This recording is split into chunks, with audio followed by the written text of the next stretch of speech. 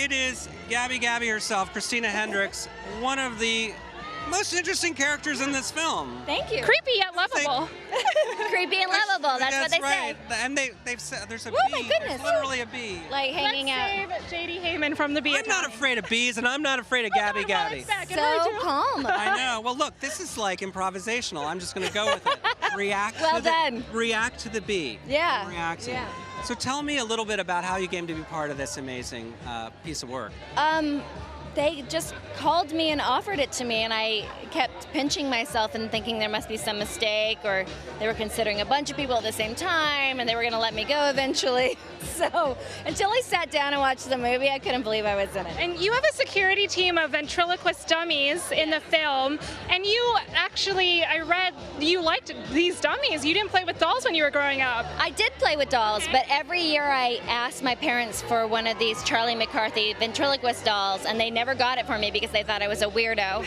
But now you got 3 or 5 or... Yeah, exactly. So it was like a dream come true when I saw it. The world knows that's not true, because there's nothing weird about a ventriloquist doll. No, it's at all. super creepy. I think I just thought he was wearing a real putting on the Ritz outfit. He had a top hat and a little, and the monocle. Well dressed. Yeah, that's really scary stuff.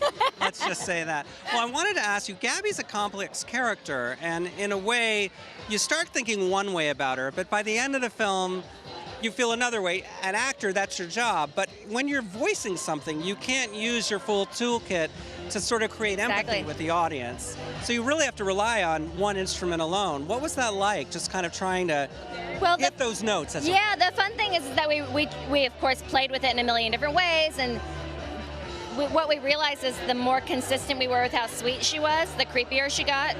And it was so much of the responsibility of the animators, the way that they, and the composers, that's my friend Retta, how they played with the lighting and the music and everything. So I just tried to play her consistent, and it was their way of like turning the audience around to be like, wait, she seemed evil, but maybe she's sweet. You understand how she ended up here. Yeah, exactly. And I think that's the important thing about the character is sort of, you don't know why someone acts the way they act until you know their story. And not everyone's bad, and there's a reason. So I just think it's a nice message at the end of the day. And she actually strikes up a very sweet friendship with Forky. Oh my God, I almost called him Sporky because we keep saying he should be called Sporky. We call him Sporky here. I know, it's confusing to everyone. Right. We've gotten to the bottom of it, and we think it's because a small child would never call a spork a spork. They would call it a fork or a spoon. You're probably right. Right. I mean, because it just wouldn't occur to you. Yeah, exactly. You know? Or maybe it's trademarked. Well, we were also saying like no one has a spork at home. Right. You've got every utensil but the spork. The spork doesn't. I think this movie's going to change that. No, I think we're going to revolutionize the utensil industry. The high-end, beautiful, like spork. Wedding. Something in a stainless or a porcelain. Yeah, exactly, sporks.